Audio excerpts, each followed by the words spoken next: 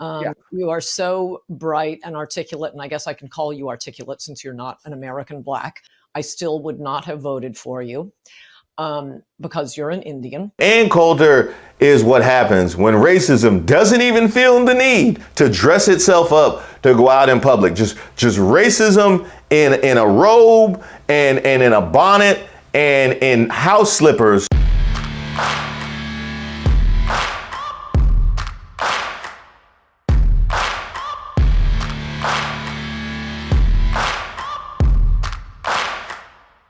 Welcome to a special edition of Races of the Week, where we expose the stupidity and hypocrisy of discrimination in hopes we can build a more perfect union and also laugh. As usual, I would like to thank today's sponsor, Racism. And don't forget to like and subscribe to the page, and definitely leave me any possible suggestions for nominees in the comments.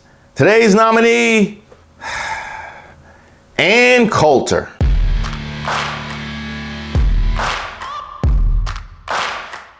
Now, I will say it is shocking that we have gotten this far in Races of the Week. I think this is somewhere in the 30s edition of Races of the Week. And somehow this is the first time that she has ever been nominated. It will not be her last. For all you kids out there new to our geopolitical discourse or to racial politics, here's something the rest of us already know. Ann Coulter is the worst. And I would also say one other thing. These child actors weeping and crying on all the other networks 24/7 right now. Do not fall for it, Mr. President. I get very nervous about the president getting his news from TV because I also have an Adios America. I don't know if I don't. A New Yorker I don't know article. if that's... New Yorker is not a conservative publication. They describe. So I told you we wouldn't get a word in. I told you. These kids are being I'm so coached. sorry. We have to go. They're given scripts to read by liberals. I mean, you have the Muslims and the Jews and the various exotic sexual groups and the black church ladies with the college queers. As a sign of my humanity and yours, recognize you and say, can I give you a hug? No, let's get on with the question. Okay. This is very clearly dealt with, and the answer is you're not black. So drop the racism crap. Ann Coulter, if you're here, who's scaring the crows away from our crop? That was kind of weird. Sorry, I don't know how that last one got in there. That's a problem in editing. But Ann Coulter has been laying low ever since she proclaimed that Trump was done. They won't let her back on Fox News. Influencing certain conservative outlets on TV and radio is everybody they hear from is one of the, diehard, the few dwindling remaining Trump fanatics. But after the election and then after January 6th, normal people, I'm not a normal person. I'm a political nut, and I stopped paying attention to politics. It's just a drag. But former presidential candidate Vivek Ramaswamy, who has never seen a white offense he won't excuse, saw fit to give her a platform on his podcast just to remind us who the queen of hate really is. And that's why I brought on today somebody who I think has some thoughtful perspectives on the future direction of our country, of our conservative movement, and on this question of nationalism and national identity, somebody I've been fascinated by for a long time and have interacted with on social media, but for the first time we're having at least live form conversation in the offline sense of it. It's Ann Coulter. So Ann, thanks for coming on, and I'm looking forward to our conversation today. Me too. Thanks for having me. That was a fantastic opening monologue. I too am a fan of yours. So I'm going to make a point of disagreeing with you so that it will be fun.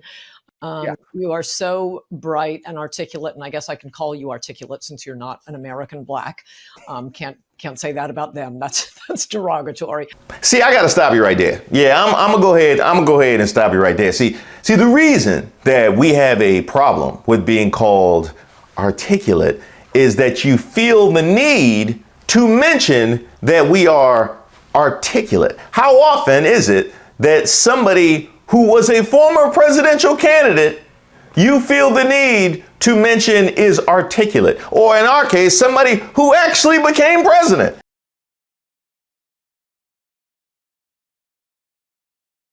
you have to mention is articulate. You don't just run around and act shocked that Lindsey Graham or Mitch McConnell is articulate.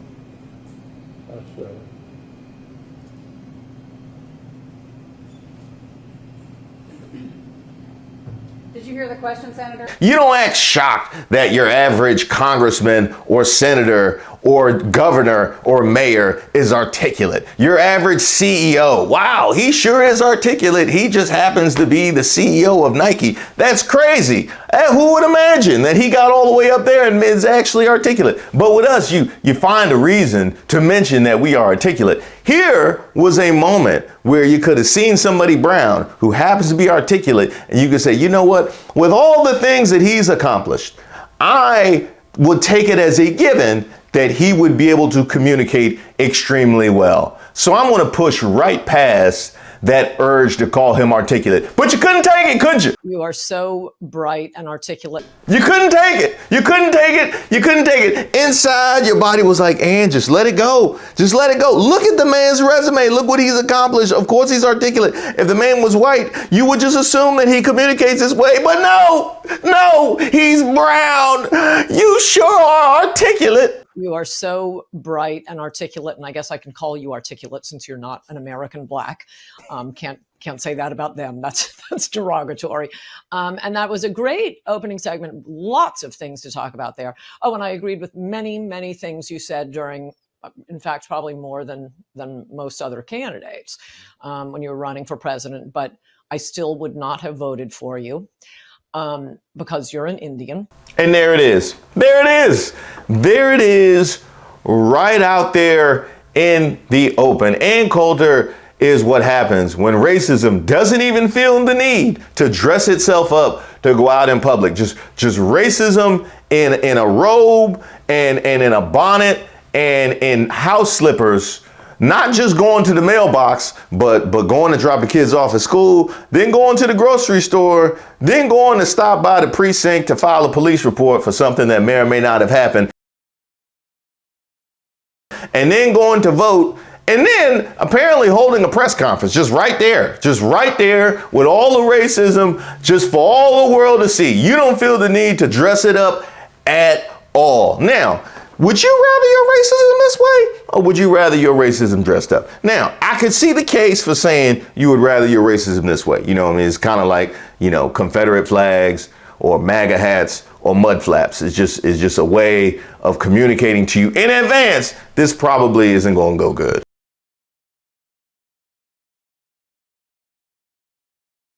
Now, a lot of people have been criticizing Vivek for the fact that he didn't take her very long neck off immediately. Like he didn't just stamp the racism out immediately. He sat there and took it. And in some ways he did just sit there and take it. But I will give him this credit. He let the racism bake a little bit. He let the racism bake. It's almost like a Stover's lasagna. You can't take it out too early. You got to make sure that it bakes. And when it hits that exact right temperature, then you dig in. And he actually did take her neck off. It just took him a little longer to get there. I still would not have voted for you because you're an Indian. There is a core national identity that is the identity of the WASP. And that doesn't mean we can't take anyone else in, a Sri Lankan or a Japanese or an Indian.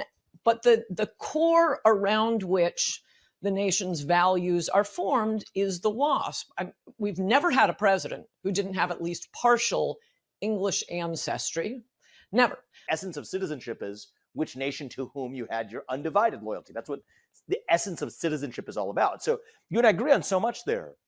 But where I wouldn't say lose you, but I may fail to fully understand you, is on that axis of citizenship, what does ethnicity have to do with the matter?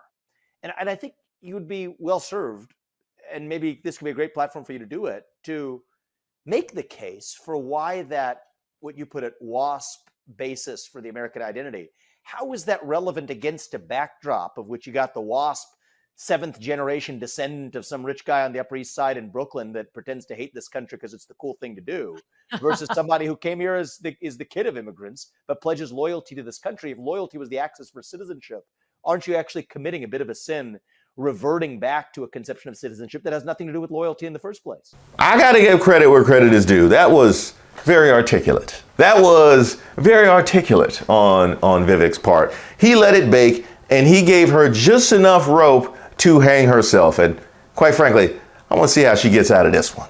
Well, I will say many of those seventh generations WASPs I definitely hate. I know we have a lot of really, really bad ones, but like I said, anyone can adopt this. I guess what I just said, if any of your children marry a DAR, I would definitely vote for them for president. Okay, so for those of you not scoring at home, the DAR is the Daughters of the American Revolution. So after Vivek Ramaswamy very clearly articulated the clear racism and the clear double standard, the complete faultiness of the argument she was trying to create, she tries to save herself by saying, oh, well, even though you exhibit all of the values that I say we want preserved in this country, I'm gonna just need a little bit more whiteness mixed in. So if your children were to mix with some whiteness and we get a little bit more whiteness mixed in, then that would make the values come off,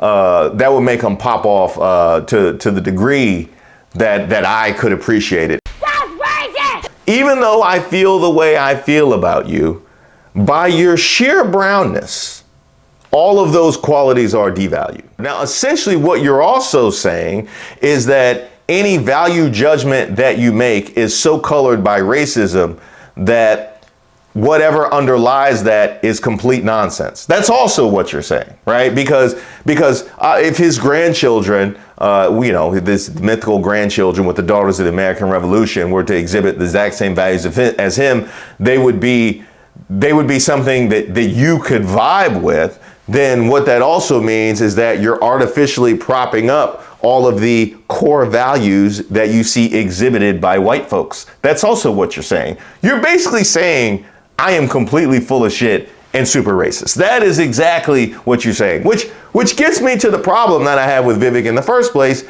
This is somebody who has been full of shit and racist for a really long time. This ain't new.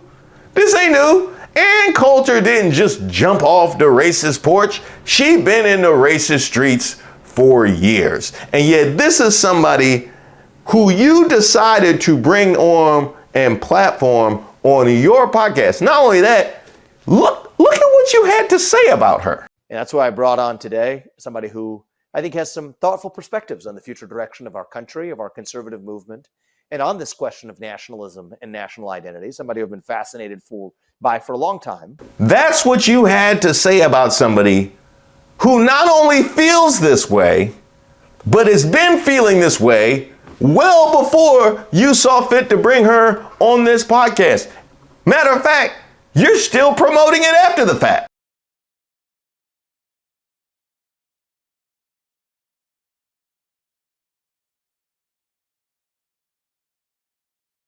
So not only does Ann Coulter get our racist of the weekend, and really, she's another one I could name this after.